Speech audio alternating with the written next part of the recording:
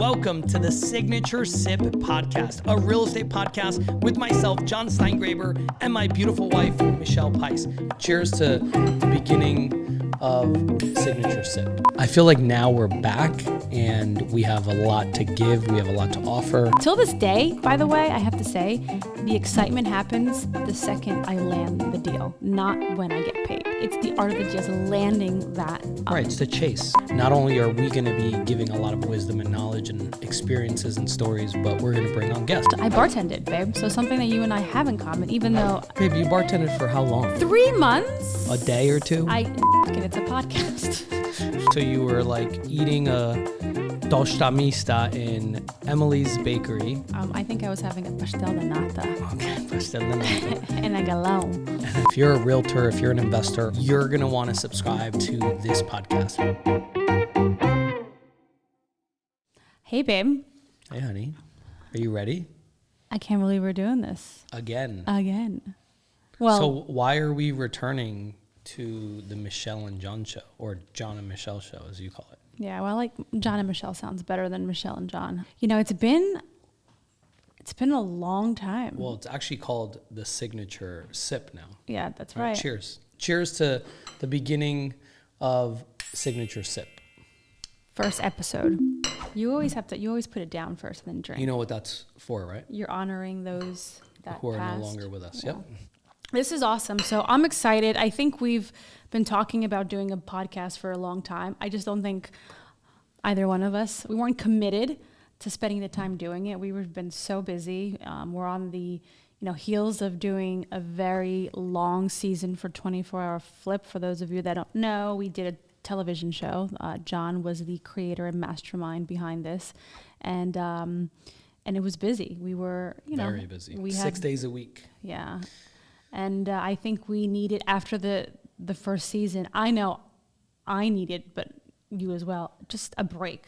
And we took a couple months off just to kind of refocus and just figure out, next steps and what we really want to do. And I think the podcast was at the top of our list. I feel like now we're back and we have a lot to give. We have a lot to offer. Everybody, both on the agent side, on the investing side. So if you're a realtor, if you're an investor, or if you're interested in the real estate investor or agent business or having a career in real estate, you're going to want to subscribe to this podcast, because not only are we going to be giving a lot of wisdom and knowledge and experiences and stories, but we're going to bring on guests, right? Absolutely. And we're going to try to make it fun. Today, we're going to just kind of announce it. I know that we did another video, kind of, a little sizzle announcing it. But today we're going to talk about 𝗪𝒂𝒁, our brand, how it started, so everybody understands the story. And but before we jump into that, I want to ask you a question. Okay. What do you think is the number one thing that people are going to get out of this podcast? I think they're going to see a different side to us. I think they're going to get to see more of the human element. I think people just, they see us on a television screen, or they see us on a billboard, and they listen to your seminars, but I don't think we did a really good job, or have done a really good job, in putting ourselves out there in a more of a, personal way, maybe showing our personality a little bit more.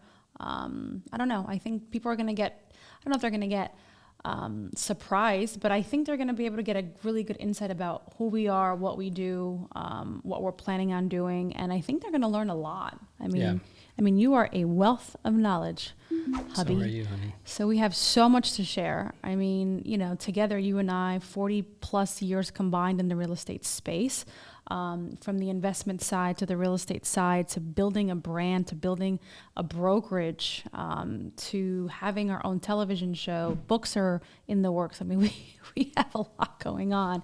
I wanted to inspire people. I want people to look at us and to say, you know what? All you need is a vision. Right. If they can do it, then I can do it. They can do it. And then I want it to be the one-stop source. And be tactical. I like the tactical stuff. Yeah. Right? Yeah. And the stories are good too. Stories are good, but so the number one thing is people kind of just, they say there's a face to a brand, right? Like the face behind the brand. Well, there's also humans behind the brand, right? So just humanizing, what Signature Realty NJ is all about, and just everything that we do. And we have a lot of cool things that are in the works, at Signature Realty NJ. So we could start with that. What are some of the new physical office locations? What are we doing with that? Why are we doing that when everybody else is kind of like doing a cloud brokerage virtual? Why are we opening up offices? Well, I know as an agent, I still feel this way. I think having a sense of community is important. People want to be able to go into work and be surrounded by like-minded individuals. I feel like I thrive when I'm in that environment. Yes, I work from home a lot. We have a baby. We have a lot of things going on. I have no choice sometimes but to work from home.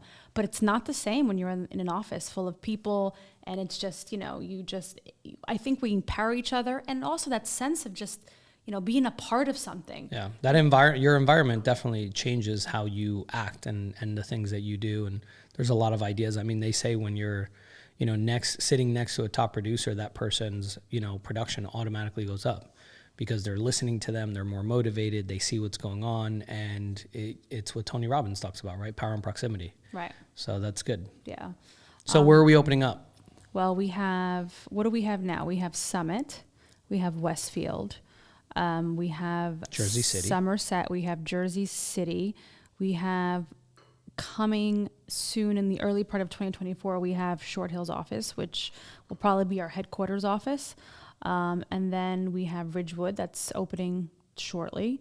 And then we have so those of you Red that are Bank. in Bergen County, Monmouth County, we're coming to you, and we're opening up in Essex County. So we're already in Union County in 2 offices. Yep. We're already in Somerset County, even though we do want to have, we want to be in a more affluent town in Somerset County, right? We're looking at like Bedminster and Bernardsville and Bernards and, one of those areas that we're looking for an office. So if you guys have any tips or inside scoop on any good foreclosures or something, or any buildings that are on the market or planning to be on the market, think of us. We are looking to open up another office in both Morris County and Somerset County. So why don't you start telling everybody, like, how did Signature Realty even come about?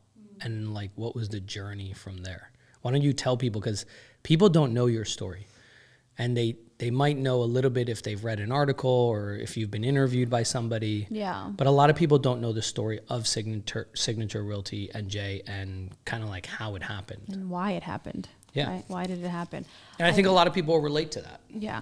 I always wanted to be a business owner, always. Working for others was never something that I don't think I did as well. I think that I was born to be, to have my own brand out there, to have something. I don't even know if real estate was something that I was planning on doing. But I think once I got into the space, I realized I wanted to have my own thing. I worked for a very corporate environment, but before that, I did start off as working for a mom and pop shop, right? Small brokerage in Springfield, New Jersey. There was maybe 10, 15 of us.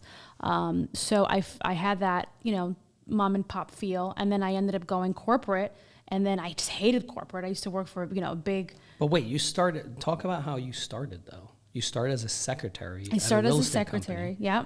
Because you were trying to just pay the bills. I was paying the bills. How much were you getting paid per hour? $7 an hour. I had a shit job. What did you do? I made coffee. No, I'm just kidding. I never made coffee. What do you mean you never made coffee? I never made coffee for the boss. I was behind the phone. I would pick up phone calls. I would input listings into MLS. I would assist agents. I would prepare open house packages. I was a secretary. Anything that had to do with sitting behind the front desk from 9 to 5, greeting people. I mean, that's what I did. Did I enjoy doing that? No, I hated it, but it was, I had to pay for my education, and it was close to where I was going to college. And honestly, I remember this day. It was just crazy. I just had like a flashback of seeing an ad in the paper. I was at Emily's Bakery, which still exists, by the way, in Union, New Jersey. And there was an ad in the Luso Americano, Portuguese paper, seeking secretary, real estate broker secretary. It was in the Portuguese newspaper? It was in the Portuguese newspaper, and I worked for a Jewish family, right? It was in the Portuguese newspaper. Don't ask. I guess they were looking for a hardworking Portuguese girl. They knew they were looking for a hardworking Portuguese girl. But at the time, I bartended, babe. So something that you and I have in common, even though... Babe, you bartended for how long? 3 months. A day or two? No, it was 3 months. Okay. That's not a bartender. Wait a minute. That's a failed That's not waitress. No. I actually did try waitress. My first job, can I tell you where it was? Was at Olive Garden. Why are you making fun of me? I'm not making fun of you. I'm just saying you can't call yourself a bartender if you bartended for 3 months. Babe, I was a bartender. I can make a mean shot. A mean shot? You mean pour liquid out of a bottle into a piece of glass? No, it's not how you do it. It's not. It's no. Listen. Babe, you know I was a bartender for years, I know, and right? that's what I'm saying. We do have something in common. You were a bartender for years. I was a bartender for months. My bartending career ended very quickly. Did you get tipped well? I got tipped really, really well. I remember one time I served a drink and I got $100 of it. I was like, damn. I was like, did he ask you for your number after that? No.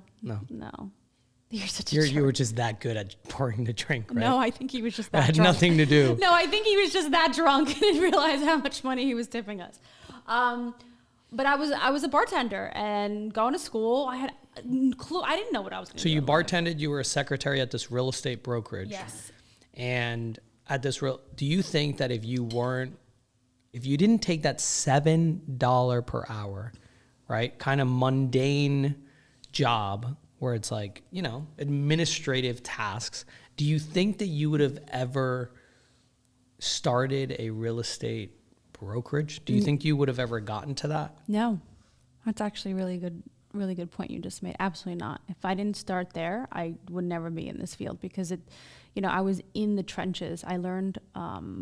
So you didn't get that job because you were like, okay, eventually I want to be a realtor. I didn't want to be a You just got realtor. the job because you needed a job, or you wanted to get out of bartending? Yeah. Or you weren't good at bartending probably? I was great at bartending. But I'll be honest with you, I was 20 or 21 years old and I was behind the bar serving drinks and everybody was having a good time and I wanted to have a good time. I was like, that's why you were a bad bartender, because you wanted to drink with them. I just wanted to have fun. I wanted to drink. I didn't want to serve people. I wanted to be dancing and having a good time. True story, by the way. I quit and then I just decided to get a real job, 9 to 5, and have my weekends for fun. So there you go. A fun fact you didn't know about me. I bartended for 3 months. 3 days, probably. 3 months in this place in Linden, New Jersey. It's no longer there, but it was in Linden, New Jersey. Oh, wow. Yeah. But any event, fast forward, saw this ad, got the job, started doing. So how long did you have the secretary job before you were like, okay, I got to get my real estate license? I was probably doing it for, I would say, close to a year. A year? It was a while. Oh, yeah. Wow. It was a while. Did you deposit all the agents' checks in the bank? No. Did you see their checks? Did you open the mail? I would open the mail. Yeah, I would see their checks. I mean, that definitely was something that.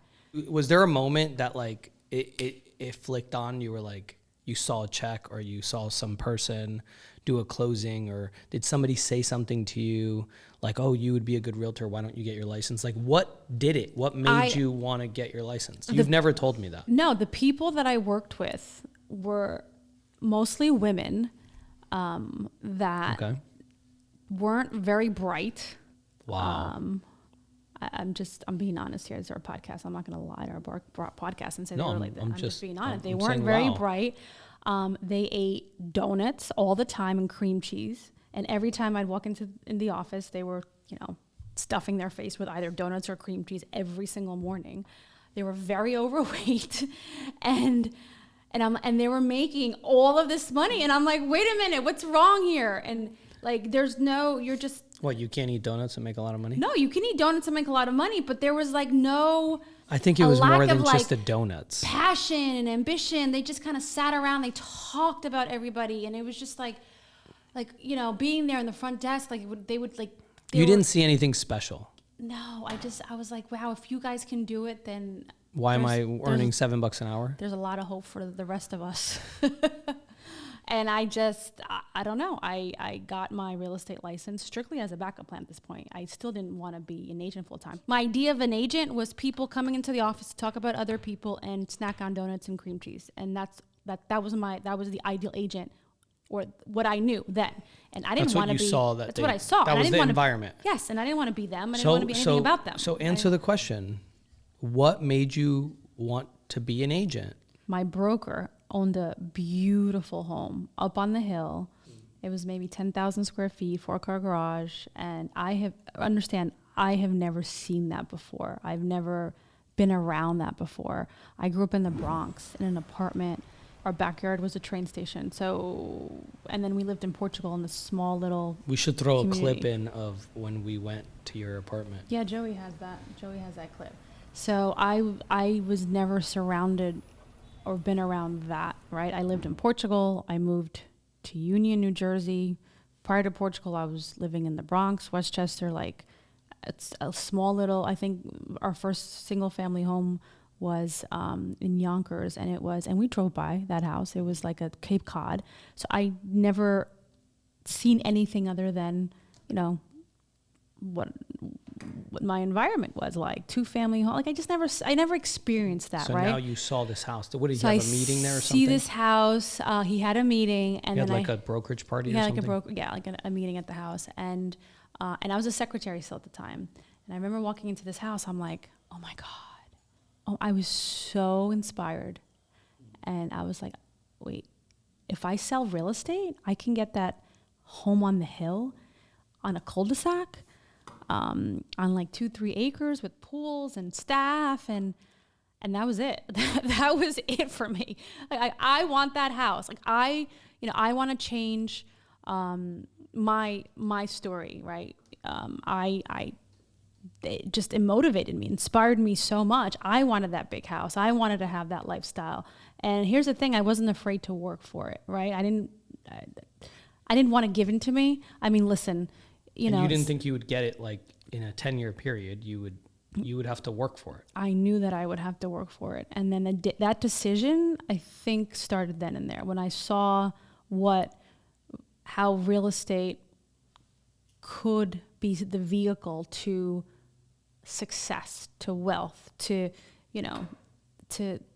just really changing generations. I mean, just think about it. You as well, babe. I mean, you've come from a family of diversity. Your mom and dad never owned a piece of real estate, right? And you've owned how many hundreds of homes? Like, it really is the vehicle to. It's changed our lives. It's changed our daughters' lives. I mean, our generation is completely different. It only takes one generation to really make that big difference. So if you're listening to this and you're like, we want this to be inspirational, right? So now, like, you have the big house, you have the nice cars, you have the beautiful husband. Well, I came later in life. You came 15 years after, by the way. Like, I have to just put it out there because everyone thinks, for some reason, when I go on appointments, they think that you started this, and I kind of like, oh, so how? They think when I did started the brokerage? Yeah, they think, because again, it's society, right? They always think, oh, well, wait, and your husband started it, right? I was like, no, I started it. I mean, he grew it to where we're at, clearly. I go, but people seem to think for some reason that this is all you, and I married into this. Oh. Like, I married into this. Oh, you and worked for it. No, yeah, not exactly what happened, but whatever. Like, and I'm constantly having to tell the story. I mean, these are people that just don't. I feel like that's been like the story of your life, and I think a lot of people that are, they could probably relate to that, right? Like, a lot of people, anybody that tries to justify why somebody is more successful than them, they have to either blame somebody or do something say something about somebody that's not true for them to justify to themselves on why they haven't experienced that same level of success. Well, I also think because being a woman still in this world, I don't think it's just about being a woman. I think it's more than that. But I think that most of the comments that I get are from men, mm-hmm. So your husband runs it, and you're just kind of, you married him, and you're married into this. Well, they ask you. They ask me, and it's always coming from a man, right? It's never coming from a woman. Well, that's maybe because their wife hasn't done that. Well, I think, listen, and don't get me wrong, sometimes I do envy that life. Like you and I have had this conversation a couple of days back. Like I do envy, the stay-at-home mom where, I have a little bit of me envies that, like being able to. You're saying the lifestyle. The lifestyle. I do envy a little bit of that, having that lifestyle of where you're just, a mom and a wife or a housewife. But then I could do that now if I wanted to, but I still, it's just not who I am. Like I have that fire, I have that passion, I have that work ethic, and maybe I don't need to go hard as I've gone, but there's still something in me that I have to be doing something because I just don't want that, you live once, right? And I also want to be an example for Madison, show Madison that it's okay. Mom can work, she can be a good mom, a good wife, and still, be a boss. So that's important, But yeah. So let's speed this up. Yep. So the viewer can understand. So you are a bartender. You're like, oh, I don't want to be serving you. I want to be served. Got it. Something like that. I wanted to hang out. So you wanted to party. Like, yes, I wanted to party. Okay. So you were like eating a tostamista in Emily's Bakery. I think I was having a pastel de nata. Okay, pastel de nata. And a galão. Okay. Galão, baby. Galão. Okay. I'm learning Portuguese. Galão. And then you... That's, by the way, guys, that's if you're are looking through the newspaper. Can you guys just imagine Michelle? She's like sipping her coffee. Yes, I was sipping. Like, she's opening up the 𝗆𝐺 Portuguese newspaper. That's right. And she's like, oh, look, there's a secretarial position. Offering $7 an hour in caps. Offering $7 an hour. And what'd you do? You called it? Immediately. And then you went in? And then you interviewed and you got hired immediately? Or? Check this out. So at the time, I made the appointment for like the next day. I was going through a little bit of a phase in my life where I was rebelling, and I don't know what that even means, but for those of you that don't know, I lived in Portugal between the ages of 13 to 18. I got married at a very young age in Portugal. So I was 18 years old when I got married. And then I brought my ex-husband to the U.S. And you brought your husband to the U.S.? Yeah. And so... At 21, I was no longer married. So I was married for about 3 years. At 21 is really when I started to just, I never had that adolescence. I never had those teenage years. I never had any of that in my life, right? I went from being under a very strict household, mom and dad, to going into a marriage. So I never had that in between. Right. So those years that I felt like I had to make up for it. So at the time, the first thing I decided to do is get a nose ring. When you got to U.S. or when? No, after I got divorced, and I was like, you know what, I'm gonna do something crazy. So I got a nose ring, and when I was pulled up to the interview, the first thing I forgot to do is just like take out my nose ring. So I remember pulling up to the driveway and just yanking the nose ring out of your nose. Out of my nose. I was in the car, gushing blood. Jesus Christ! I was just. I mean, I looked in the mirror and I'm like, oh my God, I have a nose ring. There's no way they're gonna hire me with the nose ring. They probably wouldn't. So I remember just pulling it out and gushing blood, and I just walked in, and the first person that said hello was the wife, and she was not very nice to me. Let's put it that way. But ultimately, I got hired, and then I started, and then the rest is history. So I just, worked there full time, got your license, got my license, started selling houses. So when you got your license, did you just quit as a secretary? No, I did. I still continued to do it. So you did both? I did both. And then I was promoted to office manager, and for like a little bit of time. And I lived on my own. I didn't have any income.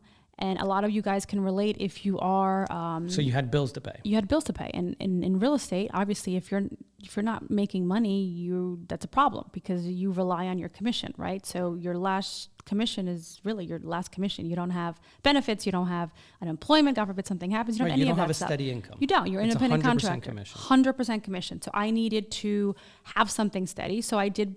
I was a secretary full-time still. I did real estate part-time, weekends, nights, and then within 2 weeks I had my first sale, and it was a $420,000 home in Union, New Jersey. It was a 4-family home to a Portuguese guy that came to one of my open houses, and I sold him the house, and that That was it. Like that feeling of having, and That it wasn't, check. no, the check didn't, here's the crazy thing. The check never excited me, ever. It was the deal. It was the art of the deal, closing. It was finding him a home and it was an investment property. It made sense. It was a great opportunity for him. Was it your listing or somebody else's? It was within, it was not within our office. It was on the MLS. I found him on the MLS and I put the deal together, and that till this day, by the way, I have to say, the excitement happens the second I land the deal, not when I get paid. Like there's no excitement when I get paid at all. It's just like, okay, how much is this going to taxes? Is going to this to pay these employees and marketing and like that does not excite me. It's the art of the deal, is landing that. Right, it's the chase. It's the chase, right? It's a challenge, a chase. So you did that. So you got your first deal. And you were that was like, it. you realized like this is it. It was it. I made at the time, I don't even know what I made on it. Well, it was a $400,000 property. You probably made like what, $10,000. What commission split were you on? I don't even remember. Then I was on 50-50. Right. Yeah. So you made probably $5,000. Yeah. So was $5,000 a lot of money to you? At 21, yeah. Yeah. I mean, I didn't have 5,000 in my bank account. And then you were like, let's do it again. I mean, how many months of bartending do you have to Yeah. save It's up? like 5,000 drinks you got to serve. Well, not you. You get $100 tips. I got it Excuse me. once. No, it was 5,000 was 5,000. It was, to me, it was a lot of money at the time, you know, and So then I kept doing it. what happened between you doing your first deal? You know, what year was that? 2006? 2004. 4? Yeah. Okay, so 2004 you did your first deal. Fast forward to when did you start Signature? 2009, 9. right? So it was 5 years. Yeah. So 5 years in the business. 5 years in the business. You said, all right, how did that happen? I didn't want to work for anybody. I didn't like working corporate. I didn't like, So you worked at a couple of the big box I did, brokerages. and I hated it. I didn't like the people. I didn't like the management. I didn't like the operations. I just felt like, I don't know. I wanted my own thing. I wanted to, you know, again, have my own signature out in the world. I wanted to do things my way. I wanted to create an environment where people were working collaboratively. And I always felt like where I worked for, people were always, you know, trying to stab you in the back. And, you know, I couldn't trust anybody. And it's just, and people weren't nice to me. Like they were very, very mean to me. So it was toxic. It was very toxic. And I wonder how many brokerages are out there that are like that they're just toxic environments. I think the new age brokerages are not that way. I think that people coming into the industry are a lot younger now. They're in their 20s. And I think it's, you know, they don't know what they don't know. So with me, I was in my 20s when I got into it. This was my only career, by the way. And the people that were selling real estate at the time, they were in their 50s and 60s. So I think nowadays, especially the new age brokerages, don't experience. I mean, with our brokerage, babe, I wish I had that. Like, I wish, you know, I see the events and the collaboration and the Right. It's very different than when you got started. So different, And the split was 50-50. Yes, but you guys, like, people help each other, and you know, they go out of their way to really just help, and that seek to serve. I didn't have any of that, you know, in any of the brokerages that I worked with ever. So to see that, it's actually, I wish I had that. I don't know if things would have been differently, but you know, everything happens for a reason, right? So I felt like maybe I needed to experience that to realize what a great thing we have going. But I do think there is a lot of toxicity. Did I say that right? Toxicity? I'm not even going to try to say it. Say it. Toxicity. Baby, say it. Toxic environment. Yeah, I don't know. So you opened up a brokerage with who? I opened up a brokerage with my former broker, and he was very well known in the real estate space. He was the one that hired me. He was my mentor of some sorts. I had approached him. He had ended up selling the company to a big box brokerage. It's Coldwell Banker. And so he had a brokerage. You were working at it. He sold it. He sold it to 𝗂𝗏𝗏𝗏𝒃. And he stayed, and you stayed. And yeah, he stayed, and I stayed because, well, you know, why would I leave? I don't know what I don't know, right? So we stayed, and quickly realized that this was not for me at all. And so I remember approaching him and said, hey, because here's the thing. The reason that I approached him is because I, at the time, dominated Springfield, New Jersey. Like, I was the girl, right? You sold the most houses in Springfield. Sold the most houses. You go down any street, you'd see my signs everywhere. That's what I knew. I lived in Springfield. I worked in Springfield. That was my town that I've, carefully curated throughout the years and invested a lot of money in. And where was this office that you were at? It was at 120 Morris Avenue. No. I'm talking about the office that you were at. This was, I was at 𝗂𝗏𝗏𝗏𝗃 in Short Hills. Oh, okay. So it wasn't even in Springfield. No. But you were in Short Hills doing a ton of business in Springfield. Doing a ton of business in Springfield. A couple years go by, and then you guys decide to open up your own brokerage. Yep. He agreed with me. We decided, and the reason I approached him was because he had the space in Springfield. So he had a building. He had a building in the same building that we started at originally, and it was already set up for a real estate office.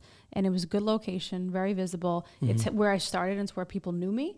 So I said, let's. We have a photo of you in front of the sign, right? We could throw that in there. Yeah, we do. My Coca-Cola shirt. And then we partnered up. It was a 50-50 partnership. I brought half to the table. So whatever the startup fees were, that was me. Obviously. Right. You both had skin in the game. We both had equal amount You of rented skin. From his building. Very, very high rent from his building. And everything else. Yeah, it was, listen, I was nervous. I remember signing the lease and signing the agreement. And I'll tell you this, before I signed it, I completely got cold feet. It was Christmas morning. And I was like, I can't do this. I can't do this. Really? Yeah. And I was just freaking out. I was like, I can't do this. I can't do this. I can't do this. And maybe looking back then, maybe I don't know, things happen, right? But, and fast forward, I got cold feet. And remember, this was happening during the worst economical times. So wait, that was in... This was in 2009. So that was Christmas of 2009? Yes, and real estate offices were shutting down. Do you remember what happened with the financial market, with the banks? I remember. I was flipping houses at that time, and I remember walking into a bank because we sold the house and the wire didn't come through, and we gave possession of the property to the buyer. Wow. And then they were like, we're shutting down the bank. You're not getting the money. And I was like, fuck that. And I went into the bank with my partner at the time, and I was like, you guys are paying us our money. Wow. And, we had to get attorneys and everything, and we got paid. But no, I remember it was the financial crisis. So back to your story, you got cold feet, and what did you do? I called my partner, and I was like, I can't do this. And he met me on Christmas Day, and he convinced me why we need to do this and why it was a good thing. Mm-hmm. And I felt comfortable. I felt, he put me at ease that we could do this. And then that was it. And we opened up January of that year. So 2010. 2010. Like you formed it in 2009, but you started That's it right. in 2010. That's right. And we just went to work. I remember I worked very, very hard. And I actually, for the first few years, I ended up making less money than I did as an agent because now I'm a business owner. So you're splitting everything 50, you have a partner. We have two partners. You have the IRS and you have, an actual... Another partner. So you had three partners. And then you have all the operating expenses. All the operating That's expenses. what a lot of agents don't know, right? Yeah, like people think you had that E&O and you had this and you had a bunch of other expenses. Rent, copy, marketing, staff. I mean, just the overhead it was a lot. And so I ended up making a lot less. I actually took a couple steps back when I went into business, which most people don't realize. They think, oh, you're a business owner, you're making all this money. And you're keeping everything. You're keeping everything. And that's like the American dream, to own your own business. Well, let me tell you, that's not necessarily the case. You have to grow it. And you have to be willing to take on risks and be okay with, making sometimes. So you and your partner at the time were basically the producers in the office, and then you ended up getting a few agents, I would imagine. Yeah, that's exactly what happened. Over time, we had a few But that wasn't agents. the focus. The focus was never, no. The focus I had was my production. I was a producer. I've always been a producer. That's what I know how to do. Right. I'm not the best manager, clearly. I mean, I say that clearly, but here's the thing. I don't enjoy it. I think if I had passion, if I it's just not me. You're great. This is why we make such a good team, because you definitely fill that, we complement each other. Yeah. And you fill that void. Like, you're really good with managing people, with everything that has to do with people and the growth and organization and everything else. But so fast forward, right? Yeah. You were going to leave. Oh, we're the there. The lease was up. So let me tell you what. So what now, is it? 2016. Wait, when did you and I meet? We got together in 2006. So this was 2000. I was 5 years in. Probably 15. I was 5 years in, and I was like, it's crazy because I had gone through a crossroad and I was going through some shit. I was engaged, not happy. And so I had, my significant other at the time, I was engaged to, and I wasn't happy in the relationship, and I wasn't happy in my partnership. So I was kind of going through a crossroad where I was. So you had a personal partnership that you weren't happy, and you had a business partnership that you weren't happy. That I wasn't happy with. But you were on top of the world. You were making a lot of money, selling a ton of houses. So professionally, income was good. Income was good. But everything else was like shit. Yeah, it didn't feel good. No, it was shit. I was 35, and my biological clock was clicking, and my mom and dad reminded me that every fucking day of my life, that you're 35 years old, like, when you're gonna give us a grandkid, you're too old, this and that.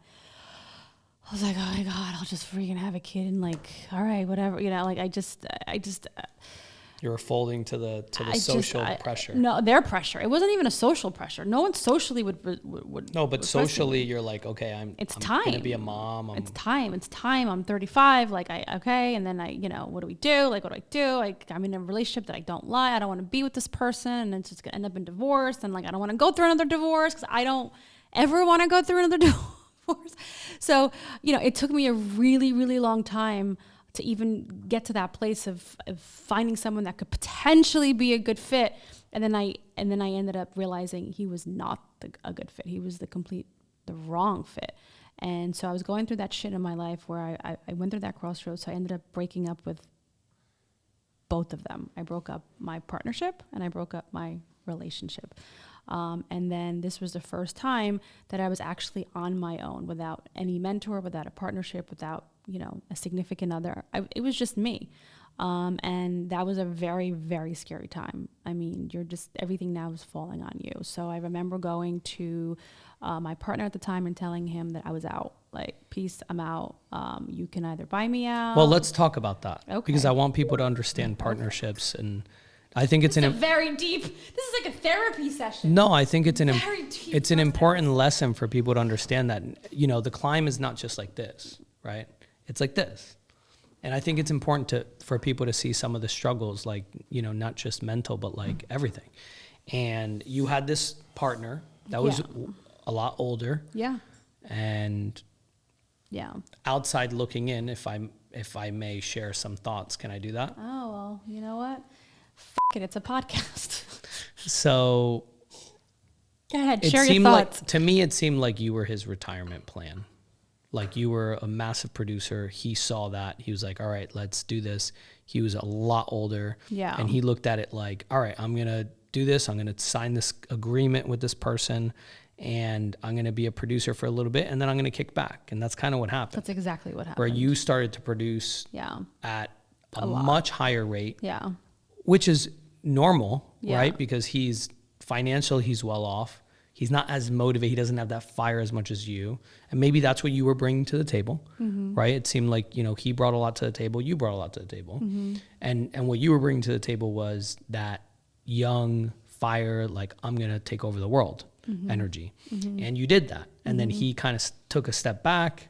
He wasn't growing the office. He was just kind of earning his 50% of the income. And when you guys were both splitting everything, then unfortunately that started to create resentment. A huge resentment. And I think that's what happens in a lot of people's partnerships, where, things change, right? You start a business partnership and, you expect somebody to bring X to the table. The other person brings X, but there's no breakup clause. There's no, well, what if you retire? What happens? I'm still on the same split.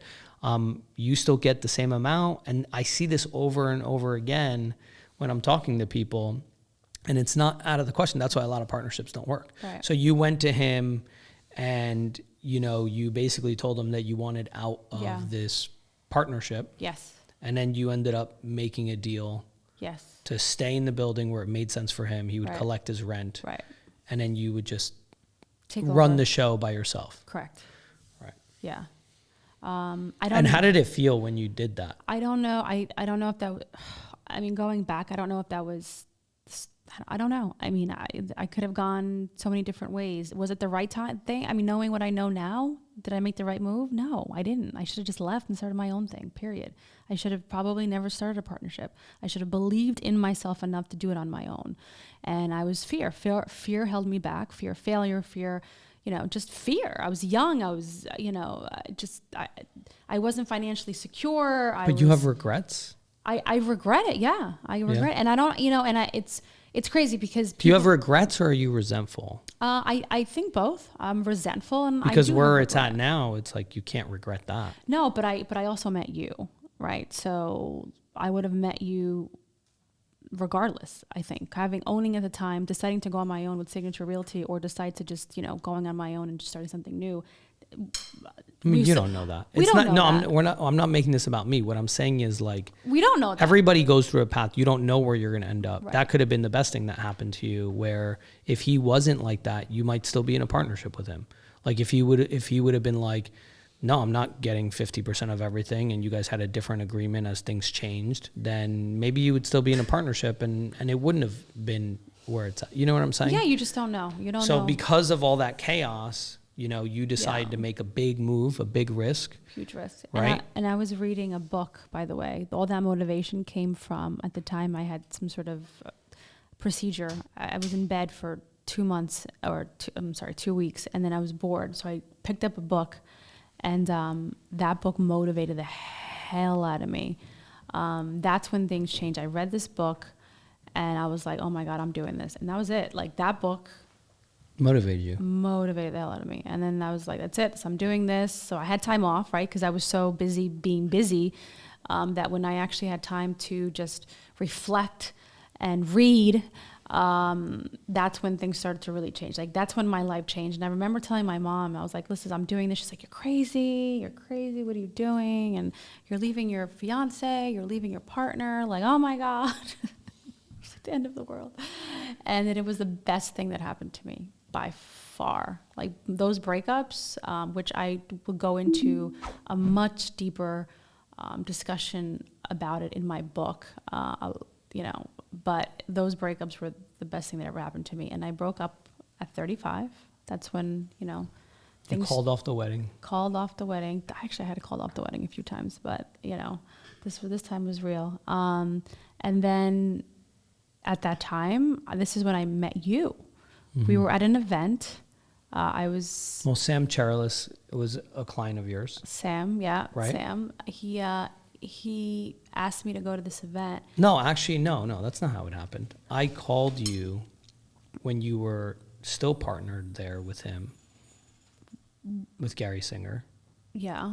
And I called you to list my house in Springfield. Right, but this was years ago. No, yeah, When but we had met. You got to tell that part of the story. Like, we met at this moldy ass house. Why don't you tell the story? Because apparently my version of the story doesn't seem to be your version of the story.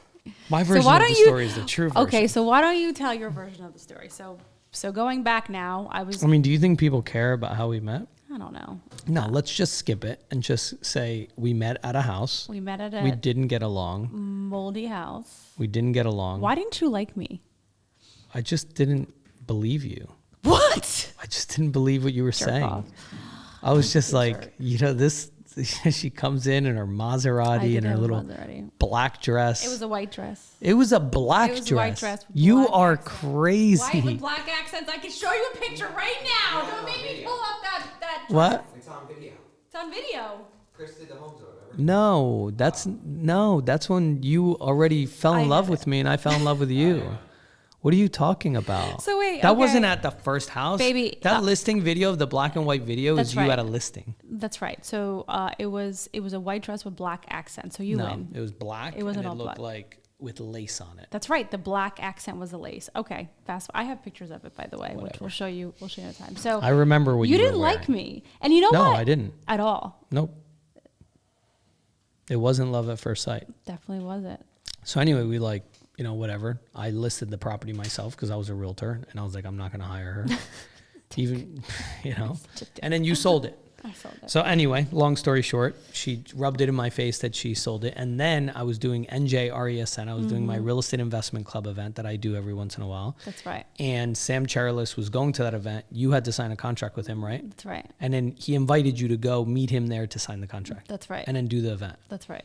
Okay, so you did that. Yep. And then he's like, let me introduce you to the owner of the club. Yep. And then he introduced you to me, and you were like, oh, like, I know this fucking guy. I know this asshole. Oh, yeah. He's the one that didn't hire me. That's right. And so, and that was during that time. This is when I had broken up now, right, with Gary. I heard you speak. I tell the story all the time. You guys probably have heard the story 1,000 times, but for those of you that haven't, I heard you speak, and I was like, wow, he's really smart. Like, and he gets it, and I should be with someone like him. Like, he's the guy I need to be in. He's the guy that I need to marry. Like, I need to be with someone like him that gets it. Because my ex-fiance, he was a detective, so completely different. Right, different industry. Different industry. We had nothing in common. Different life. Different life. Well, just we had nothing in common. He couldn't understand me. I didn't really understand him or care to understand him. But we just like we definitely didn't share the same passion for things. But he was Portuguese. He was Portuguese. That's the only thing we had in common, probably, with Portuguese. Other than that, it just wasn't the right fit. But then I remember seeing you and hearing you, and I'm like, this is the type of guy I need to have in my life. Like, and I actually remember coming home that day and started looking you up. I'm like, I want to know everything about Jon Steingraber. And so then you were stalking me. I was definitely stalking you. I saw that you had a girlfriend. I'm like, all right, he's taken. And then whatever. And I just went into straight like business mode. So I was just like, I need to recruit him. Like, I just need him to somehow work for me. For me. And then after I reached out to you, I texted you. I'm like, hey, let's get together. Let's talk real estate. I forget what I said. I go, but it was all business. No, you were like, why don't you come to my office. That's and right. we could talk about you. I know you have your license. That's right. We could talk about you coming over to my office. That's You were right. very aggressive with trying to recruit me. Yes, I was. Right? As a realtor. Yeah. Well, I'm an aggressive person, so I don't. No, like I know, but it was like very straightforward. Yeah. Yeah. And I was at Keller Williams at the time, and I didn't really care to be there. I literally had never gone to the office once. I was at David Leong's office in Clifton, New Jersey, because he was a vendor at my real estate club. Okay. And supposedly they had some sort of profit share thing. So I was like, okay, yeah. And then I recruited a bunch of agents there, and I never made any money on it. Okay. So I was like, I don't care to be here. And Yeah. then I was like, all right, let me take this meeting. Right. And then what happened? Well, I don't know. So what happened? So now we take this meeting. You tell the story now. So we take this meeting. We go down. And now Gary Singer was still my partner at the time, right? So we're still in the office in Springfield. Well, you were like on the fence there. No, we had, right, but we were still, right. Like you were still. We were ending, well, we had ended it, but we were still like, the contracts haven't been signed. Right. So I remember taking you into the private office downstairs, 'cause I didn't want anyone to hear about the conversation that we had. And here I am prepared to recruit you, give you the story as to why you need to work with for me. And then after, I don't know, 1 minute conversation, 2 minutes, I'm like, he can't work for me. Like, he needs to be my partner. Like, this is the guy that I need by my side. And again, at the time, it was just business. This is the guy I need to be at my side to help grow this brokerage. With my skills and with his skill set, we can really do big things together. I remember you saying to me, we need to have a strategy session. You're like, I was like, I'll help you. Like, Yeah, I'm that's not right. really interested in That's right. doing anything with you. I have other things going on. You weren't interested again. Second. I mean, let's face it. I mean, I wasn't. You were. And then I was like, but I can help you. Yeah, right? I that's can, right. If you want, we could do a strategy session that I've done with other people, and I can help you figure out what you need to do in your business to grow it. Right. And then, that was at another time. So I booked I booked a room to be able to do that at the Westwood, my favorite place in the world, right? Shit on that place. The catering hall. And I asked them if I could book one of the little catering rooms to do the presentation. And I literally took you through one of my best strategy session presentations. And when I do that with somebody, you get to know them on a very deep level, right? You have to ask them questions about what they want and what's really important to them and what their values are and what their strengths are and what their weaknesses are. So, you know, you were very vulnerable and you told me what you wanted and we came up with a plan. But what happened in that strategy session was I fell in love with you. I was like, I love this girl. I was like, she is fucking perfect. And I didn't show you that at all. Clearly. Because I'm very good at keeping a distance, and business is business. And, you know, to me, you know, it's very different. And what happened after that? Well, you got to tell this part. Wait a minute. I still want to ask some questions. So what was it at that and do you even remember that strategy session? Do you remember I remember a lot of it. Yeah. Do you remember? I mean, I still have what the strategy session is. I have to see that. I think in some of my notes, I still have like literally the notes that I took. So I want to know what part of that session did you come to that realization? It's just, you know, it's very difficult for somebody like myself. You know, you know my story. Obviously, everybody else doesn't know the story, but, you know, somebody that we had a lot in common, right? I learned a lot about you. I mean, you went to Portugal for 4 years. I lived in Uruguay for 4 years, right? So we had this, you know, international perspective on a lot of things. And you wanted big things. You were an entrepreneur. I was an entrepreneur. And you were very ambitious, but you were the sweetest thing in the world. So it's hard to find somebody that's very aggressive and ambitious professionally and in business, but then they're sweet and they're vulnerable and they have, you know, and they can be open about that stuff. And you were like, you were just a princess. I was like, she's perfect. And you checked all the boxes. And I remember I was in a relationship before that. I wasn't in a relationship when we met.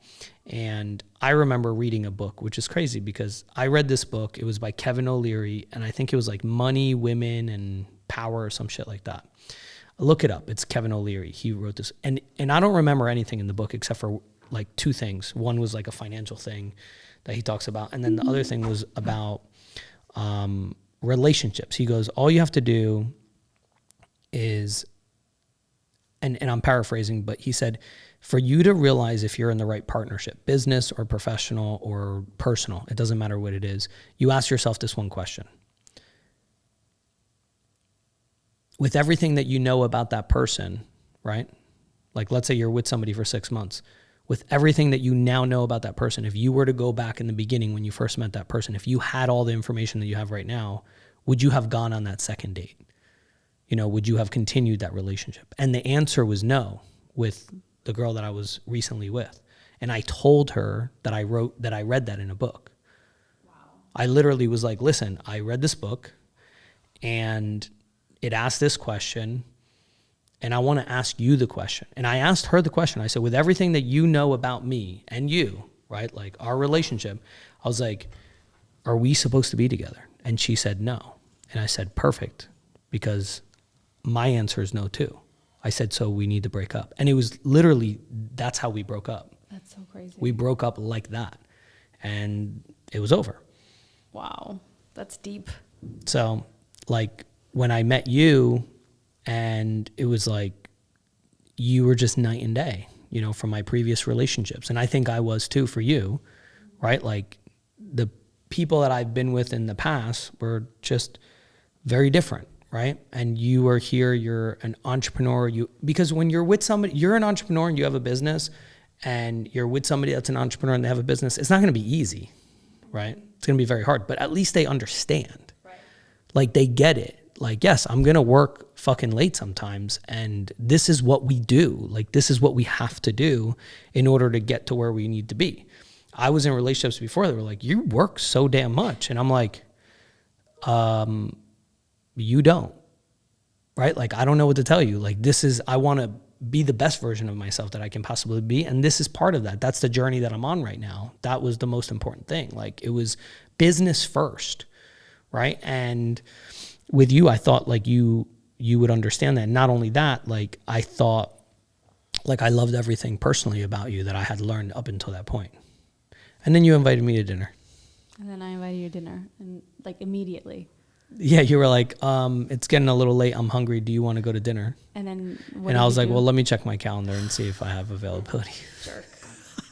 I can't. This guy It was is like true. hard. I was going by my calendar. I mean, I gotta tell you, you're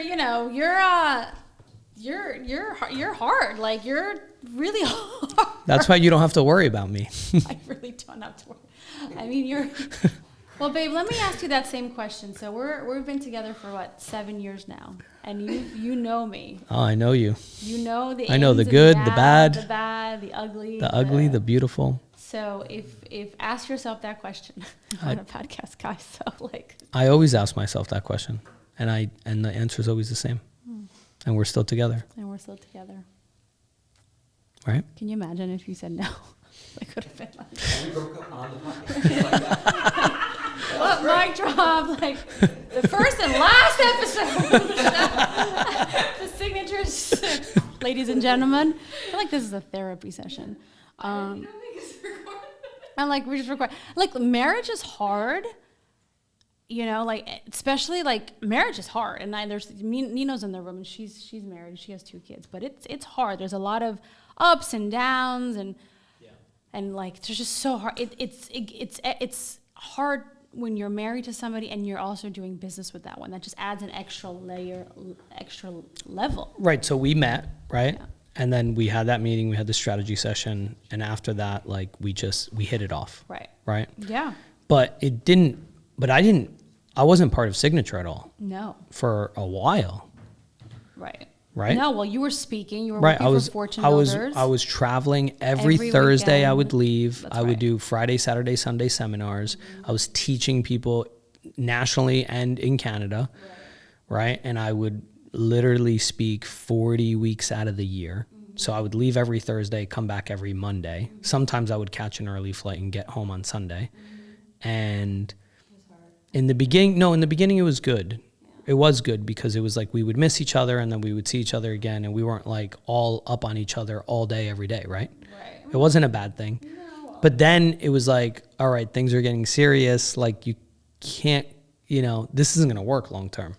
Babe, Like, I kind of knew that. Babe, you got me an engagement ring 2 months after that time. So when things were getting serious, it was 2 months you bought me an engagement ring. Like, Yes. things got no, serious. you're 100% right. Really like, quick. I knew you were the one. Like, I got you a very nice engagement ring Yes. within 2 months. Yeah. But being on the road was getting old it was getting old. really quick. Yeah.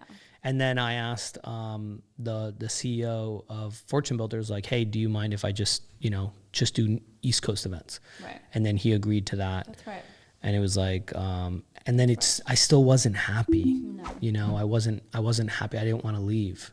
And it wasn't just that, it was a lot of things. It was, things that I'm not going to go into, but,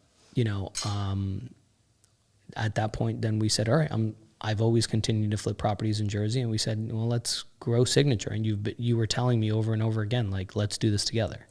Like, cause I'm not going to do that part of it. No. I'm going to continue to produce, because that was your highest and best use. That's right. That's what I enjoyed to do. Yeah. And you were. And then we came together and Yeah. said, okay, with my speaking and training skills and, Right. the operations side, we're Right. going to build this. That's right. Right. And then we got together and we started to grow it. That's right. And you were in charge of all the branding and all the marketing and kind of, being the face. And I was on the back end, and we changed the commission structure up, and I remember when we you did. first that. I was like, We started doing trainings, we started doing contests, we started doing all these different things. Yeah. And it was a lot of taking steps back to take 10 steps forward, that's right? right.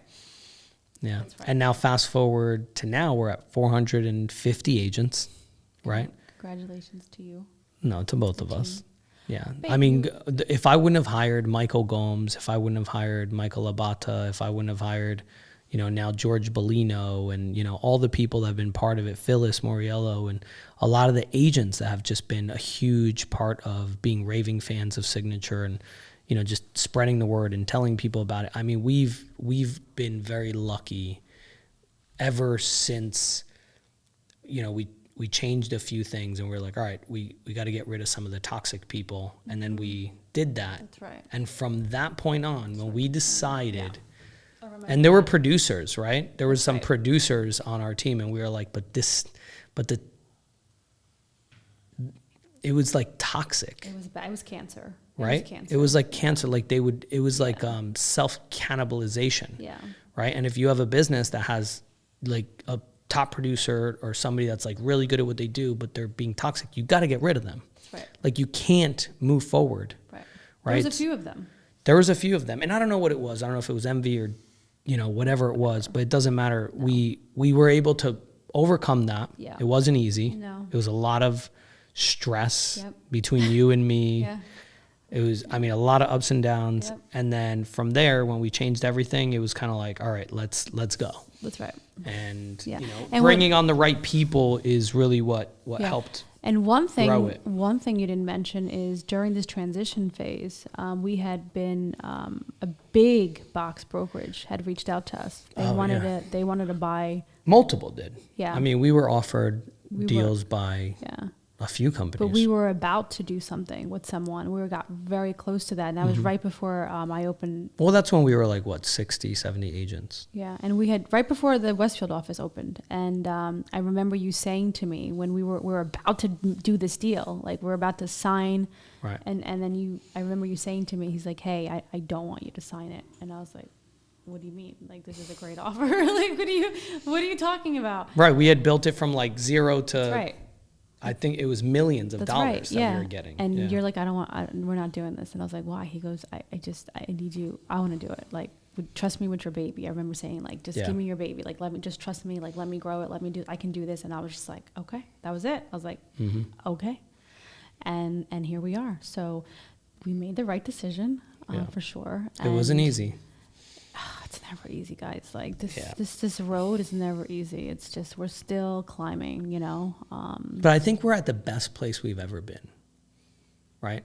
I think all that conflict in relationships and in business, whether it's, with personal relationships or business relationships, when you have conflict and you talk it out and you figure out what people's true intentions are and what you resolve those things, that conflict makes the relationship better. And I think that's kind of where we are, and that's why this is the perfect time to do the podcast. Like, because we had conflict and now we're. No, because we've had a lot of ups and downs, and I think we're at like such a great place. We're at a great place with everything. We have, like an amazing relationship. We have an amazing brokerage. We have an amazing team. We're rolling out some really cool stuff. So exciting. That people are going to learn about at Signature. When is that coming out? We're not going to talk about what, but there's something on the horizon that is just that Jon and the team have been working on for how long now, babe? How long have you been working on this? It's been probably, the beginning of it was maybe 2.5 years ago. 2.5 years. It's going to be rolling out soon this year, right? You're going to announce it? You're going to launch it this year? It's probably going to be at our holiday party in January. It is going to be, I have goosebumps just thinking about it. You have worked your ass off to be able to, keep growing it.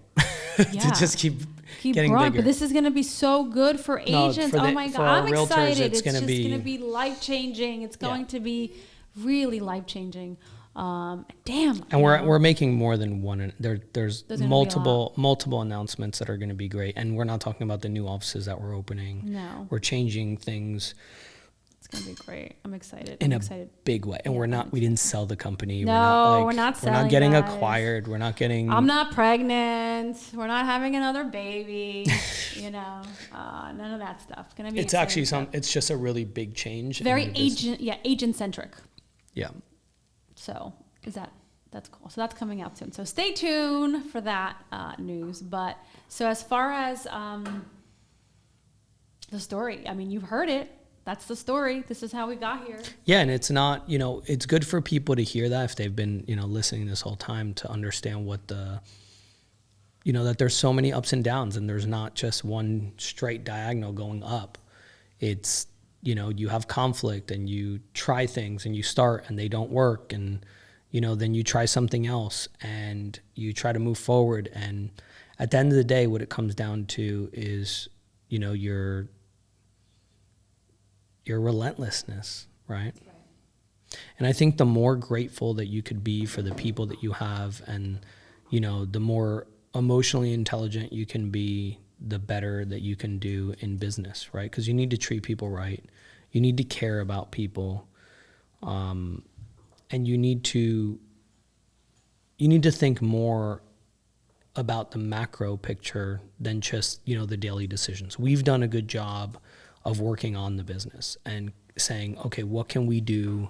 What projects are on the table that are going to move the needle, right? A year from now, 2 years from now. And we have, our cadence is we have daily huddles every morning, except for Fridays. Fridays we don't. Weekdays anyway. Monday through Thursday we have a daily huddle, right? This is good advice.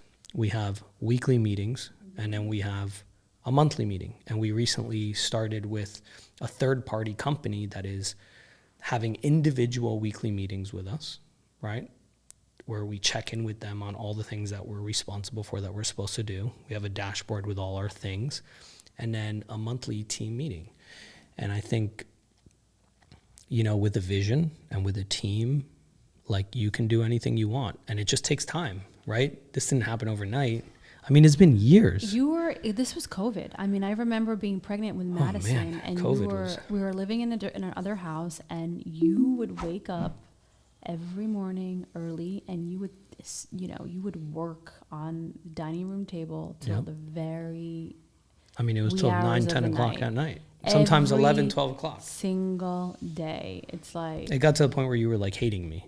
I got to the point where I was like... Do I have a husband? No, you were so committed. And I remember, like, you got to the place where you were working on something for, like, 3 to 6 months, and then you were like... And then all of a sudden you're like, start over. I'm not doing this. It's Scratch that. Wow, you just spent 6 months working on this. Right.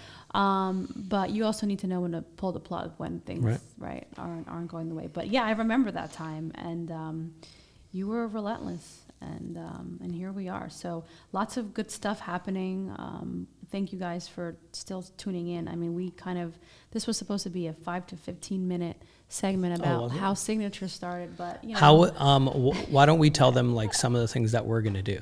There's going to be themes, so we have this all planned out with Nino and Joe. So why don't you tell everybody? Yeah, so we have Joe Kessler from Joshua Productions, and he's on the team, and Nino, which is our new director of marketing. Well, Nino used to be she was actually part of the chaos. Oh man, during that that's time. why she left. She's the OG. She was like in the middle of it all. She saw Signature where it was, right? Where it is. Isn't this all true? What? Like the toxic, like how toxic it was at some point. Different environment. That's right. But, like, it was also exciting because, like, it was crazy. Going through change in my life, and then I was like, I'm gonna go travel the world. Peace, motherfucker. I'm gonna take a break. I'm gonna be a health coach. Yeah. And here she is. Yeah. That's why you should never burn bridges, right? Never. Because you never know when you got to cross them again. That's right. So, we have themes and a lot of topics already laid out for our podcast. We have Steve Cantor. He just approved. That's going to be in... first guest? No, that's our third podcast. Okay. We're going to have Cantor. He was the producer of the television show 24-Hour Flip on A&E. Mm-hmm. He's awesome. He's here in Jersey. That's and we're going to talk about, like, the TV show, the entertainment business, what's happening with 24-Hour Flip. That's right. It's going to be really fun. Yeah. So he's a great guy. He's so funny too. And Steve has worked on a list of reality TV shows.